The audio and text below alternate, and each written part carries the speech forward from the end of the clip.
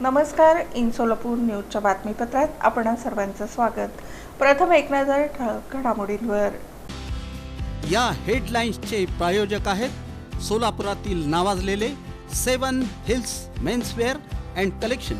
आता best quality आणि perfect fitting फक्त 7 हिल्स मध्येच. नालेसफाईच्या कामात तब्बल 50 लाख रुपयांचा आर्थिक घोटाळा झाल्याचा गंभीर आरोप समोर. महापालिकेच्या कारभारावर गंभीर प्रश्नचिन्ह निर्माण. DYFIने सोलापुरात केलं एक दिवसीय अन्नत्याग उपोषण. दिल्लीत सुरू असलेल्या सोनम वांगचुक यांच्या आंदोलनाला दिला पाठिंबा.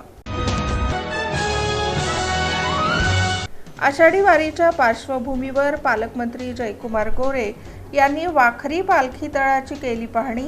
विठ्ठलाच्या दर्शनासाठी येणारा वारकरी हाच VIP.